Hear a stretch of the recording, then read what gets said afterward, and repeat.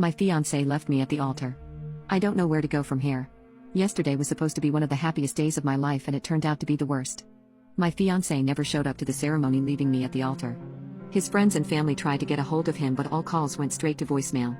After waiting an hour for him, I told my guests that there wasn't going to be a wedding. I opened the reception hall and told them to enjoy the food and open the bar. Even if there was no ceremony, I still wanted them to have a good time and enjoy the food and drinks. I tried to call him a couple of times, but after 3 more failed calls I just stopped and told everyone else who were trying to get a hold of him to stop. He made it clear he didn't want anyone to get a hold of him and I wasn't going to have them waste their time. I didn't cry. I wasn't going to cry. At least not in front of everyone. His mother came to me and apologized through tears. She told me how disappointed she was in him and that she was so sorry. I just shook my head and stuck with her the entire time. I didn't want her to cry and feel bad for something that wasn't her fault. The real MVPs were all my friends. They did their absolute best to keep things from being awkward and entertained everyone. They played music, danced, and one of them went as far as going back home to bring a projector and a game system for all the kids and teens to play against each other with. I was glad that the day was somewhat saved, but I still felt horrible. My would-be brother-in-law Ethan kept me from getting shit-faced when I really wanted to, told me that it would be awkward if I did, so I did my best to keep everyone happy. After 11 I told everyone who bought gifts to take them back and get their money back. A few of them refused and had me keep the gifts they got. So now I'm back at the hotel we got and I'm alone. This morning I got a couple of missed calls from my fiancé and several messages that I haven't opened yet.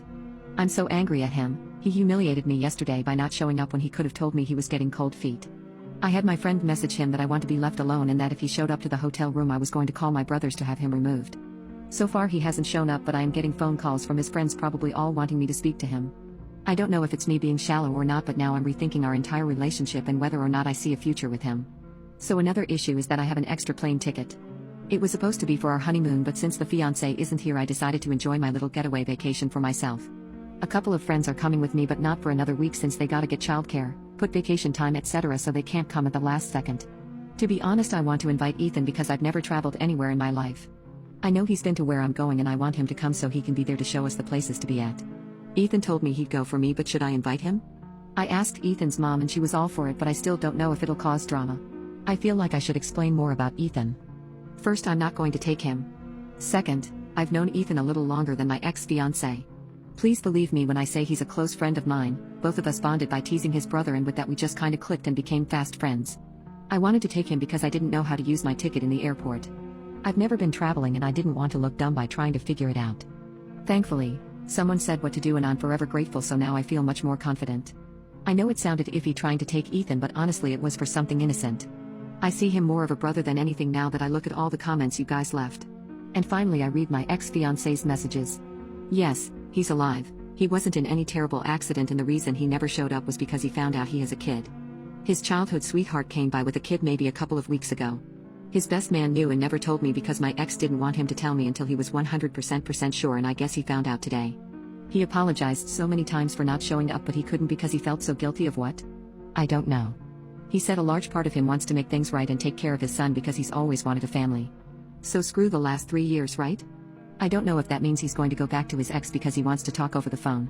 Honestly, I'm done.